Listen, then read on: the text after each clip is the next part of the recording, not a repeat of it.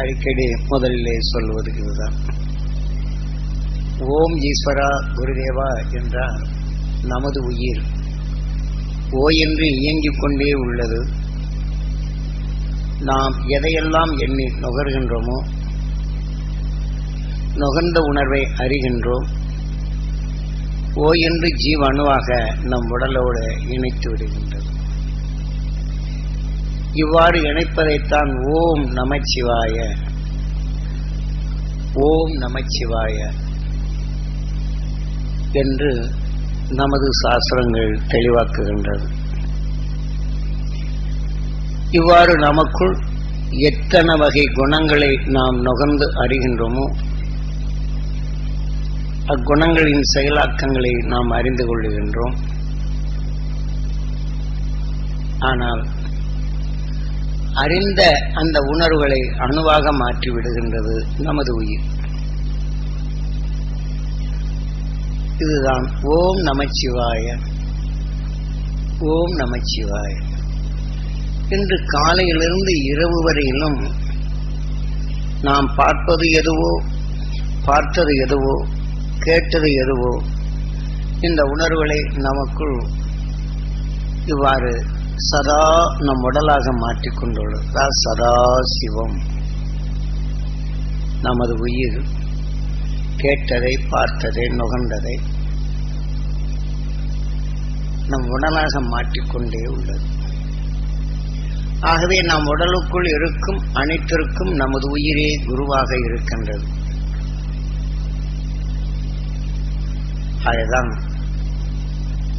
ஓம் ஈஸ்வரா குருதேவா என்று நாம் மனிதரான பின் எனக்குள் அருஞானத்தை அனைத்தும் உணர்வையும் பதிவு செய்து இவைகளுக்கெல்லாம் நீயே குருவாக இருக்கின்றாய், உருவாக்கிக் கொண்டிருக்கின்றாய், உணர்த்திக் கொண்டிருக்கின்றாய் என்பதனை நாம் அறிந்து கொள்வதற்கு இதில் எத்தனையோ பிரிவுகள் சொல்லிக்கொண்டே போகலாம்.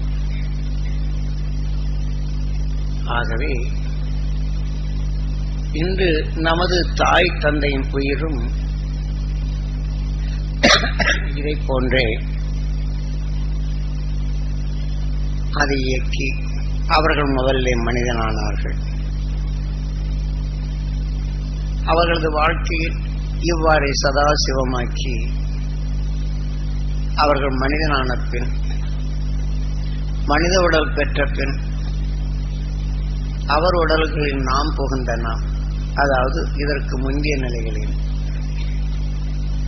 பாம்பாகவோ, தேளாகவோ, வண்டாகவோ, எறும்பாகவோ நாம் இருக்கும்போது இதனால் தொல்லைகள் வருகிறது என்று அதை அவர்கள் கொண்டிருப்பார்கள். அதே சமயம் கொஞ்சம் சவுண்ட் பாட்டு. இதே போல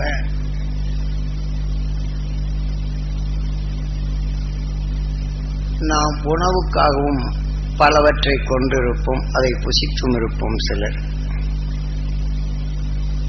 உணவுக்காக ஒன்றை கொன்று புசித்தாலும் கொண்டவர் உடலிலே சென்று விடுகின்றது. தின்றவர் உடல்கள் எதை உணவாக புசித்தமோ அந்த உணர்வின் அணுக்களாக மாறும் சந்தர்ப்பம் வருகின்றது. அதே சமயத்தில் ஒரு உடலை கொன்றால் அது துன்புறுத்தும், அதாவது அதை இம்சித்தே அந்த உயிர் வெளியேறுகின்றது.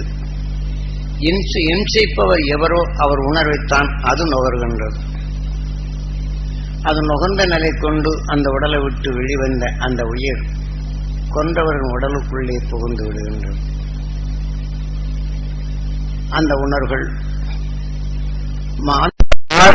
மனித உடல்ல புகுந்ததோ அந்த உணர்வை நுகர்ந்து கருவாகும் வாய்ப்பினை பெறுகின்றது, மனிதனாக பிறக்கும் நிலை.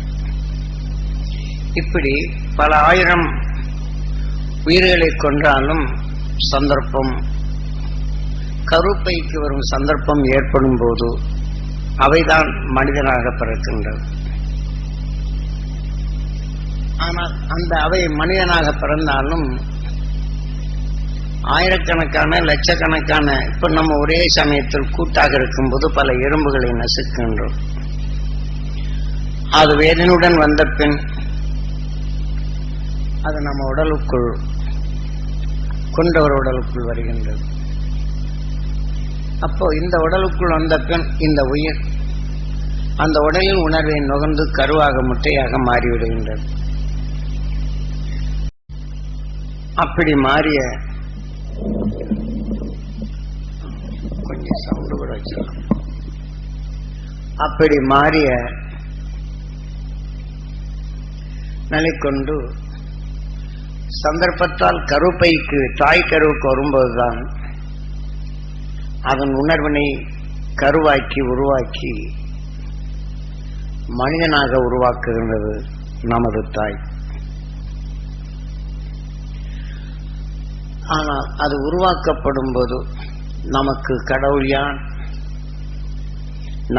நம்மை உருவாக்கிய கடவுளே தாய்தான். ஆக உருவாக காரணமாக இருந்தது தந்தை. ஆக அவருடைய இருமனமும் ஒன்றி வாழ்ந்ததனால் அந்த உணர்வின் தன்மை கருவாகி உருவாகி இன்று நாம் மனிதனான பின் நமது வாழ்க்கையில் நம் தாய் தந்தை நல்லவர்களாக இருப்பினும் நாம் தாய் கருவிலே இருக்கப்படும் போது எத்தனையோ வகையான நல்ல குணங்களை சுவாசிக்கின்றார்கள். அதுவும் அவர் உடலுக்குள் இருப்பினும்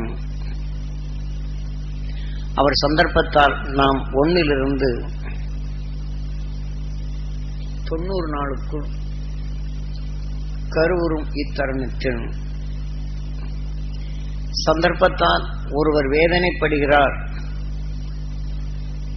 அவர் எந்த நோயால் வேதனைப்படுகின்றாரோ அது தாய் கருவில் இருக்கும்போது தாய் அவர்களை பரிவுடன் பண்புடன் பாசத்துடன் உற்று பார்த்தான். அவருடைய உடலை கருவிழி ருக்மணி என்று சொல்லும். அதை எலும்பு நூல் ஊழ்வனை என்ற வித்தாக பதிவாக்கி விடுகின்றது. பின் அந்த வேதனைப்பட்ட உடலில் இருந்து வந்த உணர்வுகளை கண்ணின் காந்தப்புலன் அறிவு தனது உடல் அருகிலே கொண்டு வந்து விடுகின்றது. நுகர்ந்தவர் ஆன்மாவாக மாறுகின்றது. முதலில் அந்த நோயாளி தனக்குள் வெளிப்படும் உணர்வினை சூரியனின் காந்தப்புலன் அறிவு கவர்ந்து அலைகளாக மாற்றப்படும் போது நமது பூமிக்கு பேர் பரம் என்று சாஸ்திரங்கள் கூறுகின்றது. இதிலே பரவிவிட்டால் பரமாத்மா என்று ஆகிவிடுகின்றது. இதை நமது கருவிலே அதை உற்று பார்க்கும்போது உடலிலே பதிவாக்குகின்றது. கருவிலியோடு சேர்ந்த காந்தப்புலனோ அவர் உடலிருந்து வரக்கூடிய உணர்வை நுகரச் செய்து அவர் வேதனைப்படுகிறார் என்ற உண்மையை உணர்த்துகின்றது உணர்வின் வழியாக. ஆகதான் அதற்கு பேர் கண்ணுக்கு ஒரு காந்தப்புலன் பேர் சத்தியபாமா. உண்மையை அது உணர்த்துகின்றது. சத்தியபாமான நமக்குள் உண்மையை உணர்த்தினாலும் அதன் உணர்வுகள் நம் இரத்த நாணங்களிலே கலந்து விடுகின்றது. ஏனென்றால் கருவிழி என்ற நிலை அந்த மனிதனை நம் உடலில் பதிவான பின் ஊழ் வினை என்ற வித்தாக பதிவாக்குகின்றது. அதே சமயத்தில் அவர் உடலிருந்து வரக்கூடிய உணர்வலைகளே கண்ணின் காந்தப்புலன் அறிவு பரமாத்மாவிலிருந்து அவர்களது ஆத்மாவா மாற்றி அந்த உயிரிலே அந்த உணர்வின் தன்மை உணர்த்தப்பட்டாலும் அவை இரத்த நாணங்களில் கலந்து அவை இரத்த நாணங்களில் கலக்கச் செய்கின்றது. அது சமயம் கருவில் இருக்கும் அந்த சிசுக்கு அந்த வேதனையின் உணர்ச்சிகளை கலந்தே உருபெறுகின்றது. இன்று விவசாய நிலங்களில் ஒரு உணர்வின் இன்னொரு செடியின் சத்தை இன்னொன்று இணைத்து அணுத்தன்மையில் இணைக்கப்படும் போது அதனுடன் இணைந்து இரண்டர கலந்து செயல்படுகின்றது. விஞ்ஞான அறிவு கொண்டு இன்னொரு உடல் உள்ள அணு செல்களை எடுத்து மற்ற மூன்றும் கலந்து புதுவிதமான உருவையும் உருவாக்குகின்றன. இதை போன்றுதான் தாய்க்கருவிலே மனிதன் உடல்நலம் பெறும், உடல் நலம் பெறச் செய்யும், தீமைகளை நீக்கிடும் உணர்வுகள் பெற்ற மனிதனாக நாம் இருப்பினும் கருவில் விளையும் சிசுக்கு இத்தகைய சந்தர்ப்பத்தில் அவர்களிடம் வேதனையை நுகர நேர்ந்தால் அவர்கள் எத்தகைய நோயால் வேதனைப்படுகின்றனரோ அதனை உருவாக்கும் நிலை பெறுகின்றது. கருவிலே வளர்ந்த பின் இப்போ வேதனைப்படுவோர் எப்படி சிந்தனையற்று அவர்களுடைய வாழ்க்கையில் புலம்புகின்றனரோ இதே போல இந்த உணர்வுகள் கருவிலே விளையும் சிசுக்கும் அவனுடைய உணர்வுகள் புலம்பத் தொடங்கி விடுகின்றது. அவன் சிறுமையில் இருந்தே பெறும்போது அவன் அறியாதை சில்லு சில்லு சில்லுன்னு எழுவோம், பெரியவர் என்றால் சொல்லுவோம். குழந்தை என்ற நிலைகள் வரப்படும் போது எது என்ன என்று அதுக்கு சொல்ல தெரியாது. இதே சமயம் கருவில் இருக்கும்போது அத்தகைய நிலைகள் வளர்ந்தால் கருப்பையில விளையும் போதே கருக்குள்ள இருந்து துள்ளல் அதிகமாக இருக்கும். இதே போல பிறந்த பின் இனம் புரியாத நிலைகளில் அந்த வேதனையை வெளிப்படுத்தும்.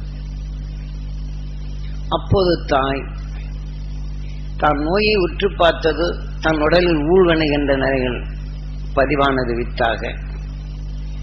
அதே சமயத்தில் தாய் கருவிலே விளையும் போது பூர்வ புண்ணியம் என்று சந்தர்ப்பம், அந்த பூர்வத்தில் கிடைத்த இந்த உணர்வு இணைந்து அது வளரும் போதே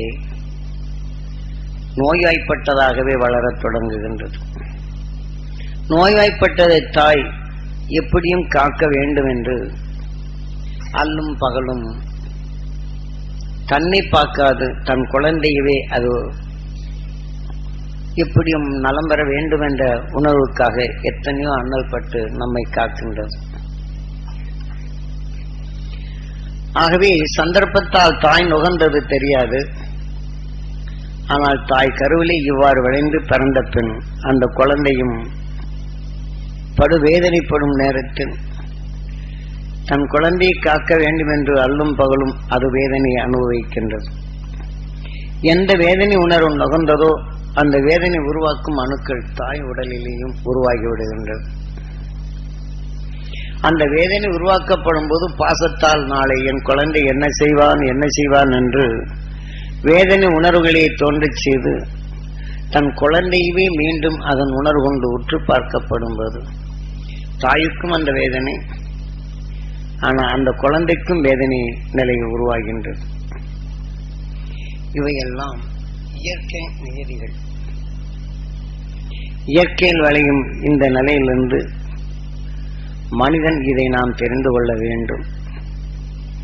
இதிலிருந்து மீட்டுக் கொள்வதற்குத்தான் எத்தனையோ சாஸ்திர வகைகளை குவித்துள்ளார்கள். அதனை நாம் அறிந்து கொள்வது நலம். இன்றைய நிலைகளில் எடுத்துக்கொண்டால் விஞ்ஞான அறிவால் அஞ்ஞான வாழ்க்கை தான் வாழ்கின்றோம். இன்று மனிதன் வாழ மற்ற தாவரங்களை வளர்த்து அதிலிருந்து வரக்கூடிய அடிபாகத்தை மற்ற மாடு இனங்கள் மற்ற உயிரினங்கள் உணவாக உட்கொள்ளுகின்றது. அதில் விளைந்த வித்தினை அது பக்குவப்படுத்தி மனிதன் உகந்த உணவாக தனக்கு உகந்த நிலைகள் பக்குவப்படுத்தி உணவாக உட்கொள்ளுகின்றான். ஆகவே நாம் பல கோடி சரீரங்களில் இத்தகைய புல் பூண்டு தாவர இனங்களை உணவாக உட்கொண்டு வந்தாலும் மனிதனான பின் அதில் விளைந்த வித்தனை தனக்கு உகந்த நிலையில் கொண்டு பக்குவப்படுத்தி நாம் சுவைமிக்கதாக உருவாக்கி உணவாக உட்கொள்ளுகின்றோம். அத்தகைய நிலை பெற்றது எவையால்? நாம் புழுவிலிருந்து மனிதனாக வரும் வரையிலும் தன்னை காட்டிலும் மற்றொன்று தீமை விளைவித்து அது உணவுக்காக பல தொல்லைகளை கொடுத்து நரகவேதனை படுத்திய பின்தான் இந்த உடல் அதற்கு உணவாகின்றது. ஒன்று தன் இறைக்காக தாக்கும்போது நரகவேதனை படுத்தி அதன் உற்று பார்த்து அதனிடமிருந்து காத்துக்கொள்ளும் உணர்வுகள்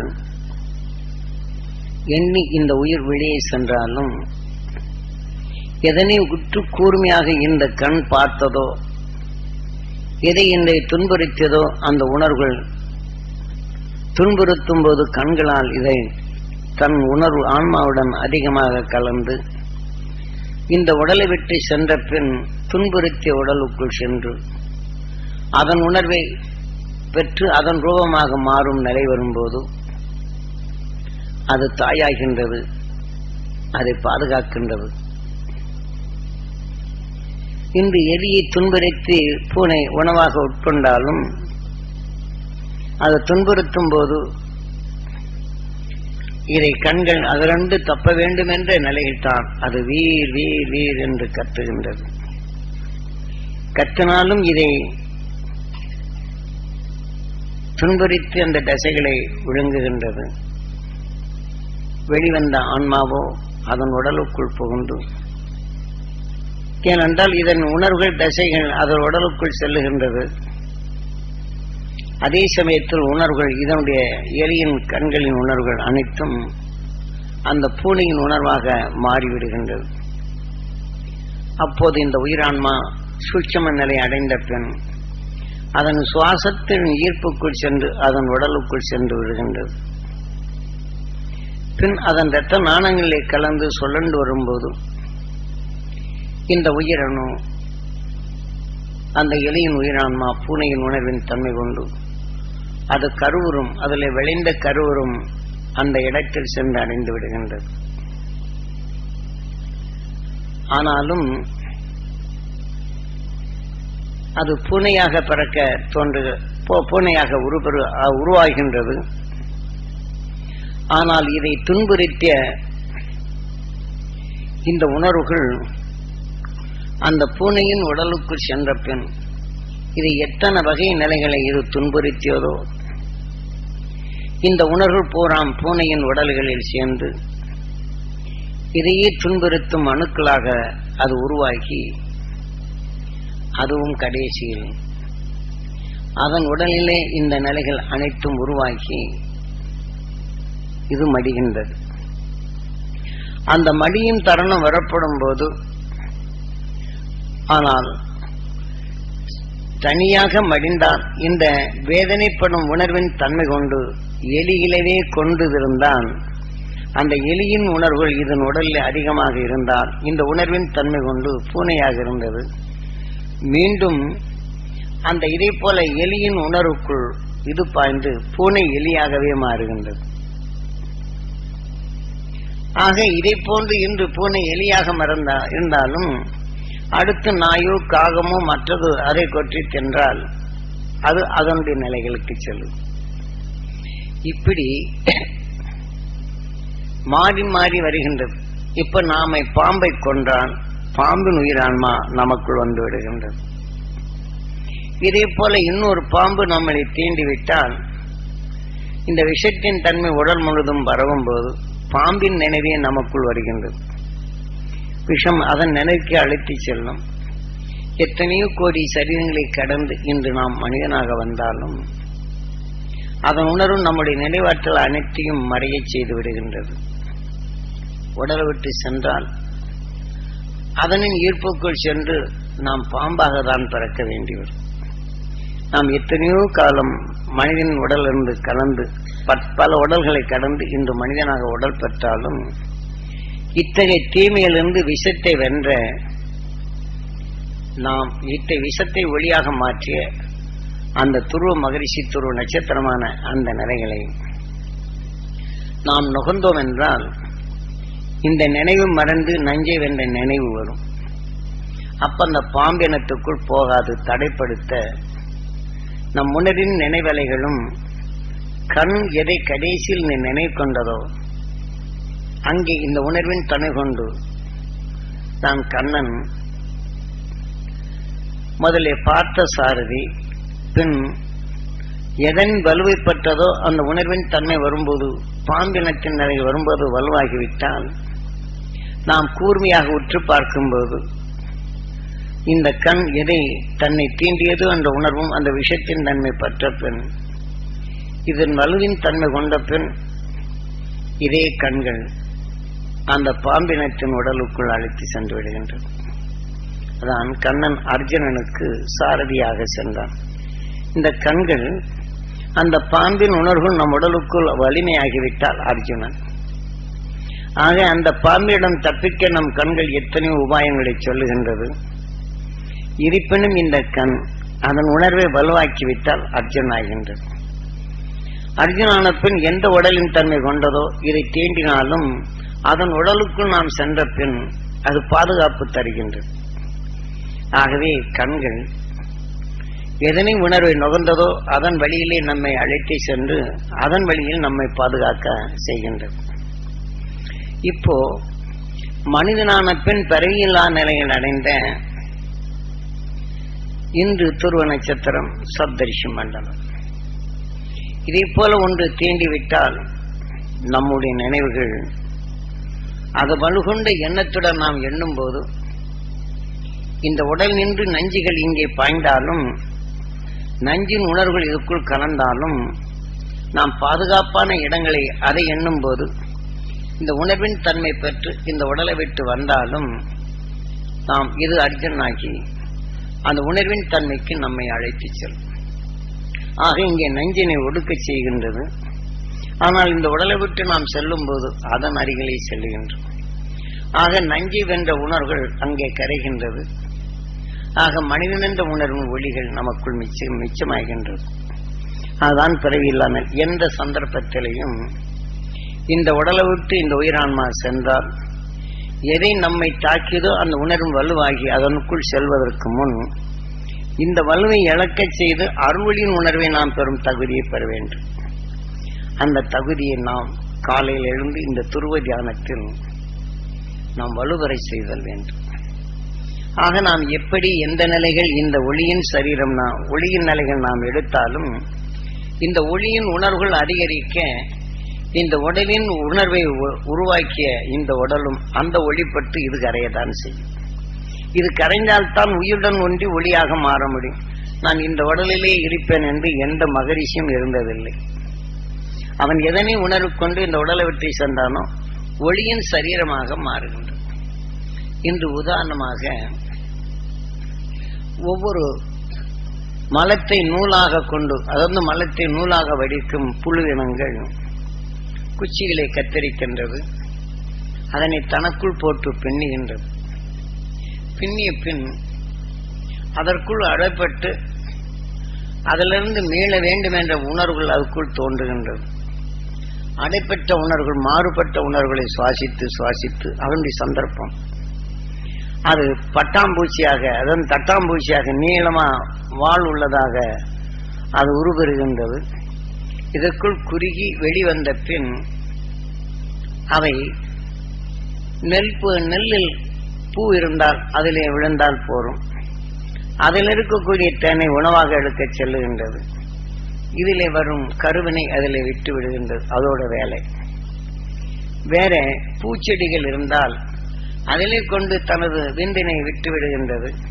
அதிலே கருவிட்டு அந்த பூவை போலவே பட்டாம்பூச்சிகள் பிறக்கின்றது.